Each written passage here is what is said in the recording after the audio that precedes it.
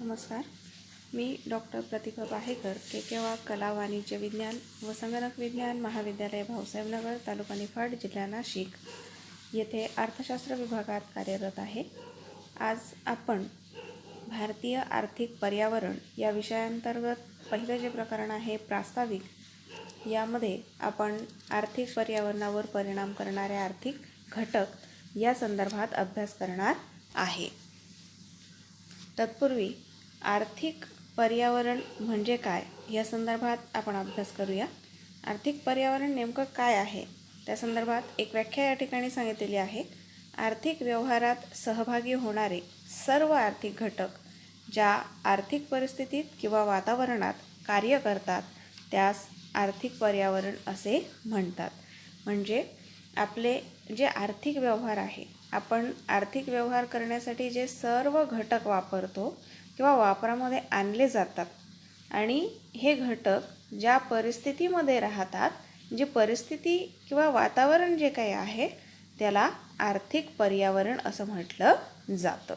म्हणजे आता जर आपण विचार केला तर आर्थिक पर्यावरण जे आहे, या आर्थिक पर्यावरणाचा जर आपण विचार केला तर आपल्याकडे प्राथमिक, द्वितीय आणि तृतीय असे 3 क्षेत्र आहे, बरोबर. शेती, उद्योग आणि सेवा क्षेत्र. तर ही सगळी क्षेत्र जी आहे, या सगळ्या क्षेत्रांना कार्य करण्यासाठी लागणारे जे काही श्रमिक आहे, त्याचबरोबर कच्चा माल आहे, विविध प्रकारच्या उपभोग्य वस्तू आहे, त्या सेवांची निर्मिती आहे, हे सगळं करत असताना ज्या ज्या काही गोष्टी आपल्याला लागत असतात त्याच्यामध्ये मग नैसर्गिक साधन संपत्ती असेल, मानवाने तयार केलेल्या वस्तू असतील, या सगळ्यांचा जो काही उपभोग आहे किंवा विभाजन आहे हे कुठल्या ना कुठल्या क्षेत्राशी तरी संबंधित असतं आणि या प्रत्येकाचा आर्थिक व्यवहारामध्ये सहभाग आपल्याला दिसून येतो. कारण अर्थव्यवस्थेमध्ये एका घटकाचा परिणाम हा दुसऱ्या घटकावर घडून येत असतो आणि म्हणून हे सगळे घटक एकमेकांशी जोडलेले असतात. हे सगळे जे काही घटक आहे, या सगळ्या घटकांचा समावेश आर्थिक पर्यावरणामध्ये केला जातो. सर्वसाधारणपणे जर आपण विचार केला तर आर्थिक पर्यावरण म्हणजे काय, तर व्यक्ती किंवा समाजावर प्रभाव पाडणारी एकूण आर्थिक परिस्थिती म्हणजे आर्थिक पर्यावरण.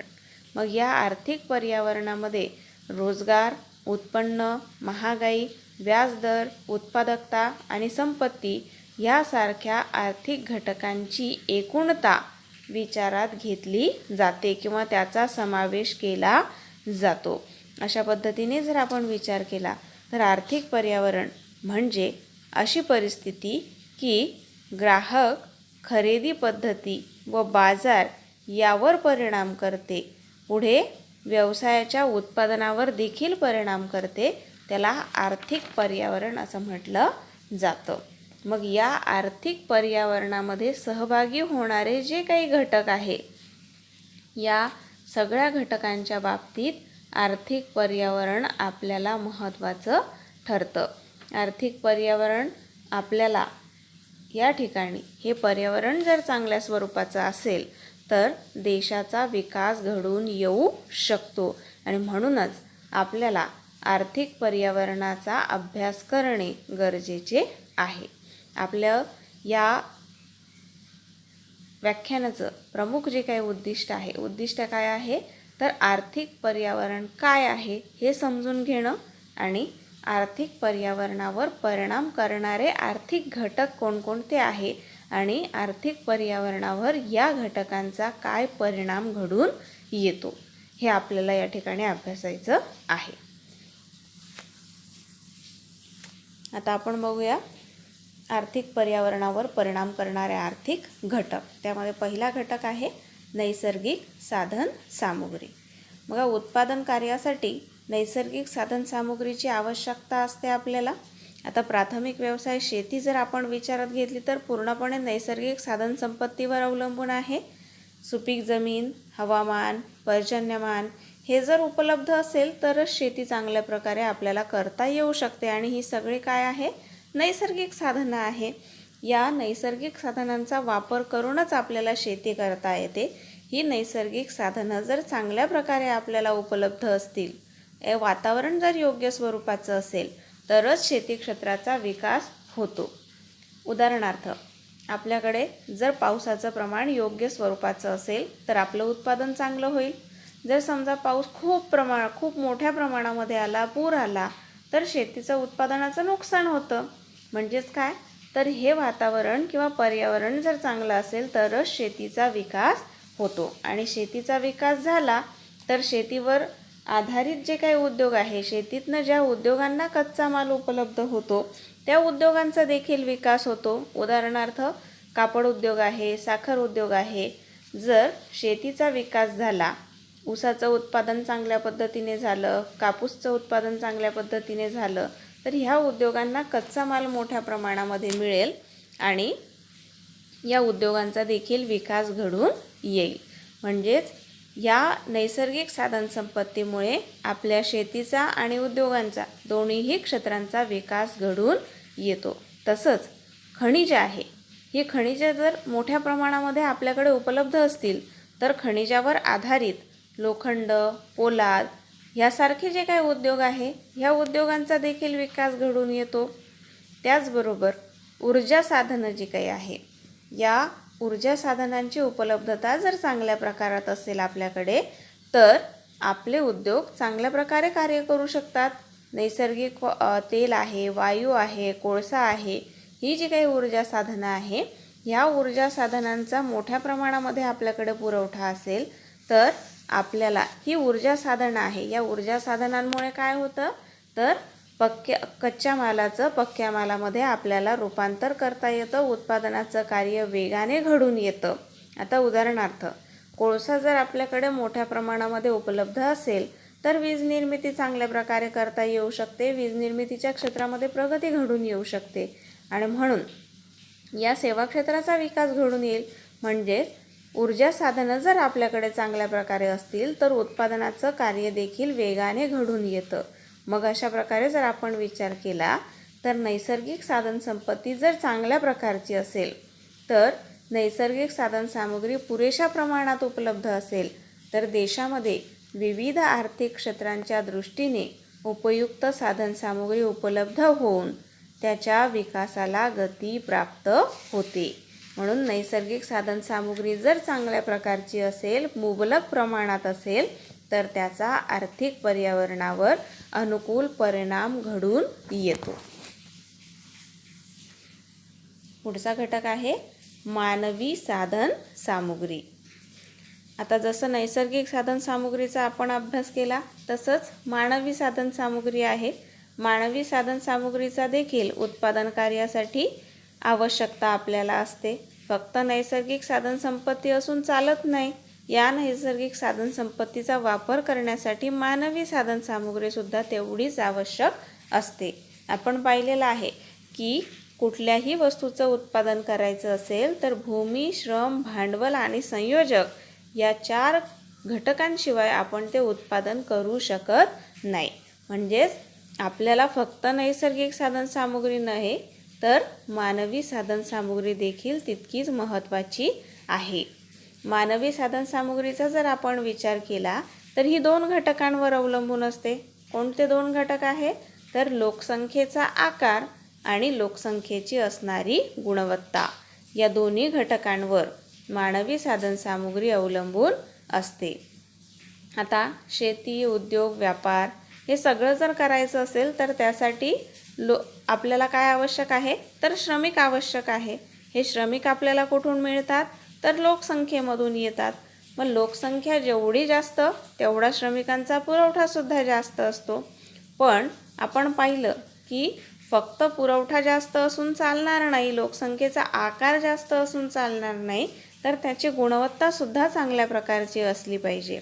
मग ही गुणवत्ता जी आहे ही गुणवत्ता कशावर अवलंबून असते, तर शिक्षण, प्रशिक्षण, आरोग्य या सोयी जर आपल्याकडे पुरेशा प्रमाणात उपलब्ध असतील तर लोकांमध्ये ज्ञान, कौशल्य व कार्यक्षमता वाढीला लागते आणि या सगळ्यांचा जर विकास झाला तर मनुष्यबळाचा दर्जा उंचावतो आणि हा दर्जा जर चांगल्या प्रकारचा असेल तर आपल्याला दर्जेदार मनुष्यबळाचा पुरवठा होतो.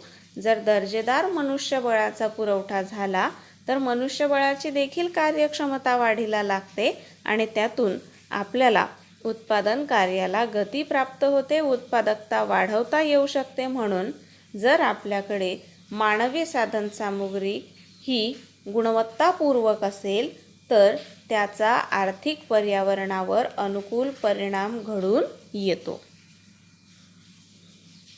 पुढचा घटक आहे अर्थव्यवस्थेचे स्वरूप. आता अर्थव्यवस्थेचं स्वरूप कशा पद्धतीचं आहे किंवा कसं आहे यावर देखील तिथलं आर्थिक पर्यावरण कसं आहे हे अवलंबून असतं. आता देशाने कुठली आर्थिक पद्धती स्वीकारलेली आहे. आता आपण जर विचार केला तर अर्थव्यवस्थेचं स्वरूप हे प्रामुख्याने 3 प्रकारचं आहे. किती? 3 प्रकारचं. त्याच्यामध्ये बघा, भांडवलशाही, समाजवादी आणि मिश्र अर्थव्यवस्था. आता भांडवलशाही अर्थव्यवस्थेचा जर आपण विचार केला तर भांडवलशाही अर्थव्यवस्थेमध्ये विविध आर्थिक घटकांना त्यांचे आर्थिक निर्णय घेण्याचे स्वातंत्र्य असतं. आर्थिक व्यवहारावर सरकारचं नियंत्रण अतिशय मर्यादित असतं. अर्थव्यवस्थेतील व्यवसाय संस्थांना उत्पादनविषयक निर्णय घेण्याचे स्वातंत्र्य असते. उपभोक्त्यांना आपल्या आवडीप्रमाणे वस्तू व सेवा खरेदी करण्याचे स्वातंत्र्य असते. अशा पद्धतीने संपूर्ण स्वातंत्र्य भांडवलशाही अर्थव्यवस्थेमध्ये असते आणि त्याच्यामुळे योग्य स्वरूपाचा आर्थिक परिणाम त्या पर्यावरणावर घडून येत असतो. आता दुसरा जर प्रकार आपण विचारात घेतला, समाजवादी अर्थव्यवस्था, तर समाजवादी अर्थव्यवस्थेमध्ये अशा स्वातंत्र्याचा संकोच असल्याचा आपल्याला दिसून येतो. व्यवसाय संस्थांना कोणत्या वस्तूचे उत्पादन करावे, उपभोक्त्यांनी कोणत्या वस्तूचा उपभोग घ्यावा, हे समाजवादी अर्थव्यवस्थेमध्ये केंद्रीय नियोजन मंडळ म्हणजेच सरकारकडून ठरवलं जातं. खाजगी व्यक्तींना उत्पादनाचे संपूर्ण निर्णय घेता येऊ शकत नाही आणि त्याच्यामुळे त्यांना उत्पादकता वाढवण्यामध्ये अडचणी येतात. म्हणजेच अशा स्वातंत्र्याचा अभाव असल्यामुळे त्याचा प्रतिकूल परिणाम त्यांच्या आर्थिक व्यवहारावर घडून येत असतो. आता सार्वजनिक क्षेत्राचा जर आपण मिश्र अर्थव्यवस्थेचा जर आपण विचार केला तर मिश्र अर्थव्यवस्थेमध्ये मात्र असं नाही. मिश्र अर्थव्यवस्थेमध्ये खाजगी आणि सार्वजनिक अशी दोन्ही क्षेत्र मोठी असतात. खाजगी क्षेत्रातील उद्योगांना उत्पादनविषयक निर्णय घेण्याचे स्वातंत्र्य पण असते. उपभोक्त्यांना पण उपभोगाचे स्वातंत्र्य आहे, पण काही प्रमाणामध्ये यावर सरकारचं नियंत्रण देखील असतं. मग अशा पद्धतीने जर आपण विचार केला तर मिश्र अर्थव्यवस्थेमध्ये सरकारची देखील भूमिका आहे. खाजगी क्षेत्रसुद्धा तेवढंच महत्त्वाचं आहे. त्यांना स्वातंत्र्यसुद्धा प्राप्त झालेलं आहे. ते उत्पादक विषयक त्यांचे निर्णय पण घेऊ शकतात. मग अशा प्रकारे दोन्हीही क्षेत्र योग्य प्रमाणात कार्य करत असल्याने, त्यांना स्वातंत्र्य प्राप्त झालेलं असल्याने त्या ठिकाणी मिश्र अर्थव्यवस्थेमध्ये आर्थिक पर्यावरणावर चांगल्या प्रकारचा परिणाम झाल्याचं या ठिकाणी आपल्याला दिसून येतं. पुढचा घटक आहे अर्थव्यवस्थेच्या विकासाची स्थिती.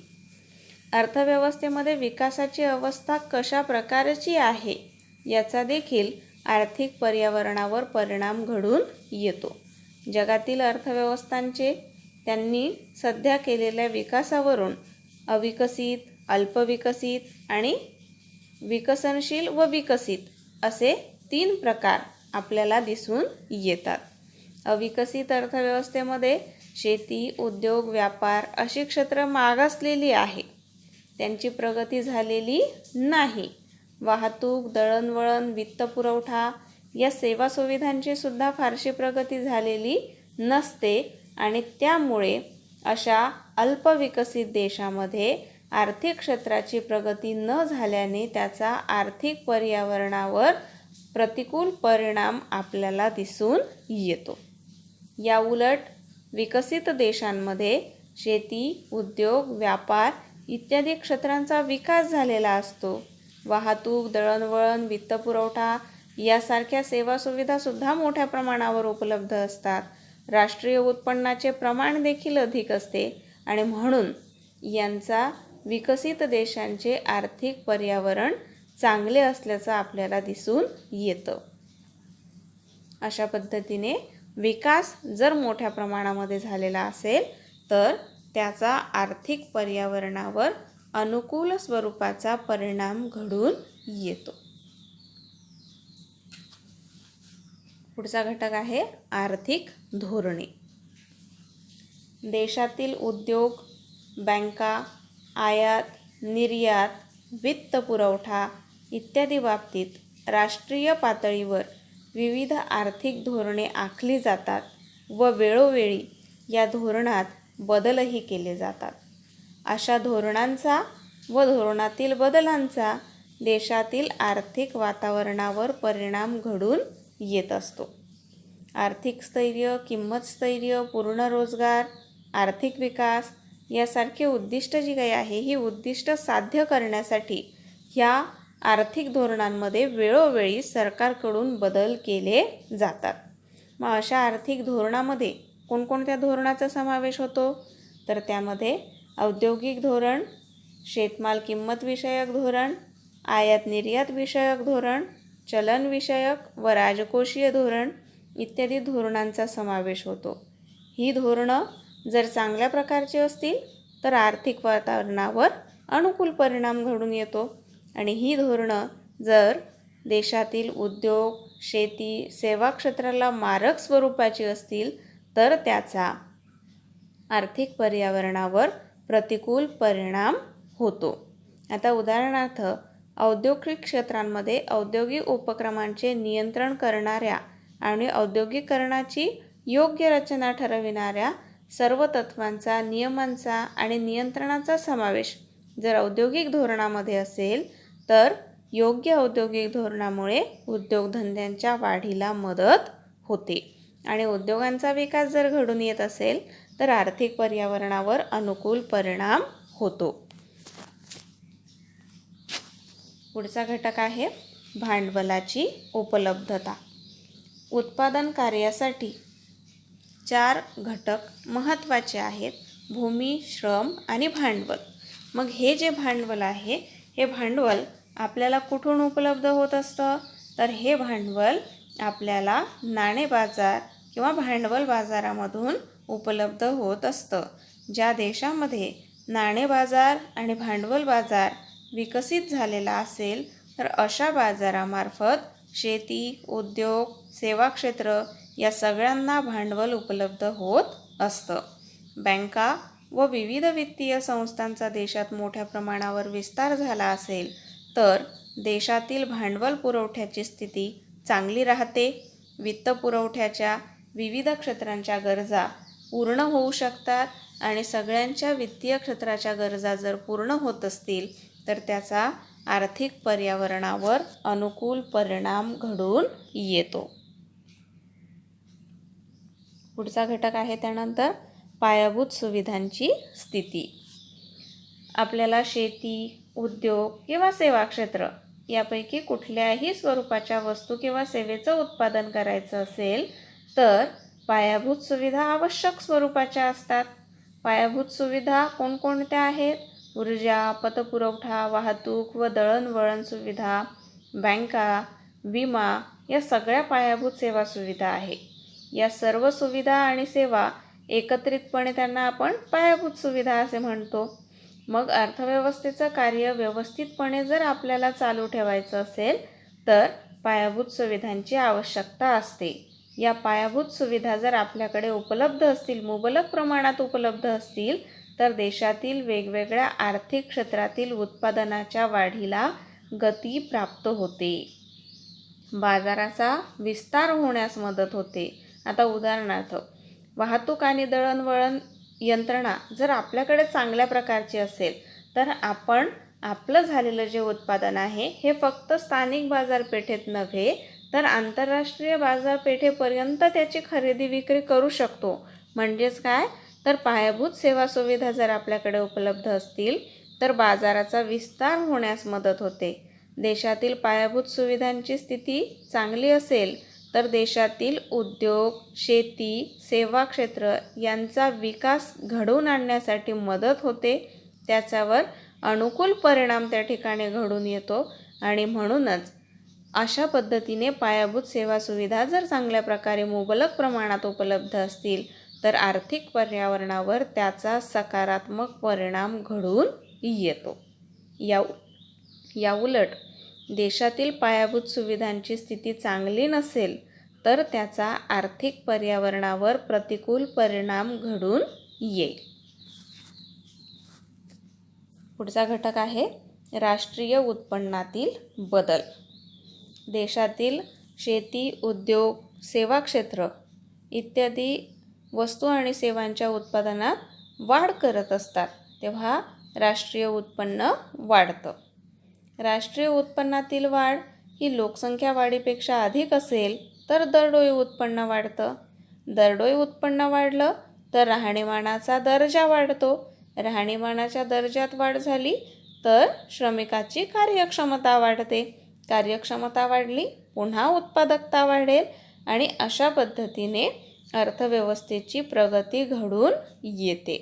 मग ही वृद्धी जर घडून येत असेल तर अशा वृद्धीचा देशाच्या आर्थिक पर्यावरणावर अनुकूल परिणाम घडून येतो. याउलट जर वृद्धी दरात घट होत असेल म्हणजेच राष्ट्रीय उत्पन्नामध्ये वाढ होते परंतु त्यापेक्षा जास्त लोकसंख्या वाढत असेल तर दरडोई उत्पन्नात घट होते आणि दरडोई उत्पन्नात घट झाली तर राहणीमानाचा दर्जा खालावेल, कार्यक्षमता कमी होईल, उत्पादकता कमी होईल. मग अशा पद्धतीने जर त्याच्यामध्ये घट होत असेल तर त्याचा आर्थिक पर्यावरणावर प्रतिकूल परिणाम घडून येतो. पुढचा घटक आहे आंतरराष्ट्रीय संबंध. आता कोणतीही अर्थव्यवस्था बंदिस्त स्वरूपाची राहिलेली नाही. संपूर्ण जग हे एक बाजारपेठ झालेलं आहे आणि त्याच्यामुळे आर्थिक पर्यावरण आंतरराष्ट्रीय पातळीवर ज्या प्रकारचं आहे याचासुद्धा आपल्याला त्या ठिकाणी परिणाम घडून येत असतो. आता आंतरराष्ट्रीय आर्थिक संबंध आपल्या देशाचे इतर देशाशी असणारे जे काही संबंध आहे हे कशा प्रकारचे आहे यावर देखील आर्थिक पर्यावरणावर त्याचा परिणाम घडून येतो. जगातील इतर देशांबरोबर सहकार्याचे संबंध असतील तर त्यातून माहिती तंत्रज्ञानाची देवाणघेवाण होते, भांडवलाची देवाणघेवाण होते, विविध वस्तू व सेवांची आयात निर्यात करता येते. मग आयात निर्यातीमध्ये जर वाढ झाली तर निर्यातयोग्य वस्तूंचे उत्पादन करणारे जे काही उद्योग आहे या उद्योगांच्या विकासाला संधी त्यातून प्राप्त होते, त्यांची उत्पादकता वाढवता येते, आधुनिक तंत्रज्ञानाची आयात आपल्याला करता येते, त्यामधून देशातील उद्योगांच्या व्यवसायाला चालना मिळते. उद्योगांचा विकास झाला तर त्याचा आर्थिक पर्यावरणावर अनुकूल परिणाम घडून येतो.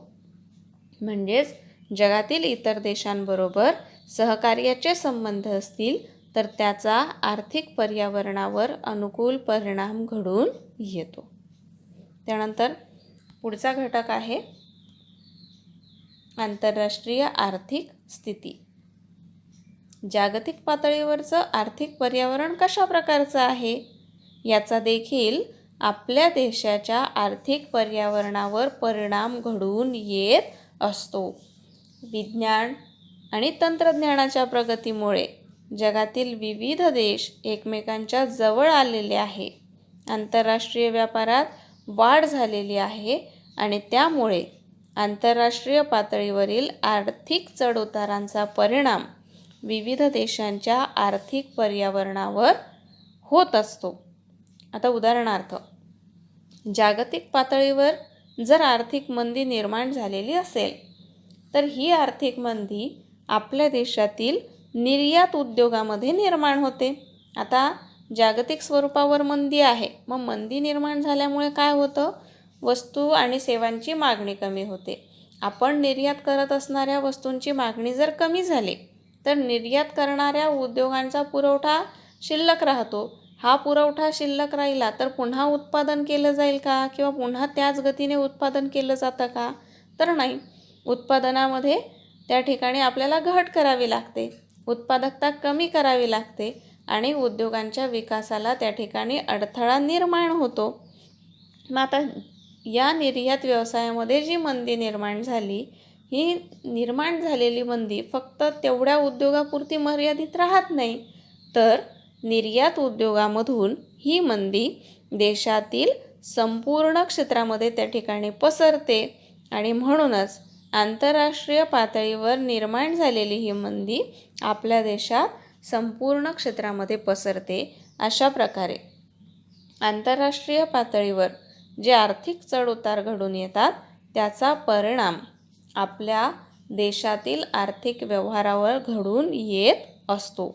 म्हणजे आर्थिक पातळीवर आंतरराष्ट्रीय पातळीवर आर्थिक स्थिरता असेल तर इतर जगातील देशांतही आर्थिक स्थिती चांगली राहते आणि त्याचा आर्थिक पर्यावरणावर अनुकूल परिणाम घडून येत असतो.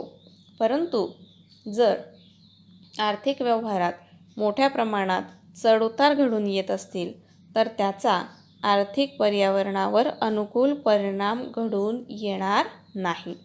अशा पद्धतीने आपल्याला आर्थिक पर्यावरणावर परिणाम करणारे आर्थिक घटक स्पष्ट करता येतात. धन्यवाद.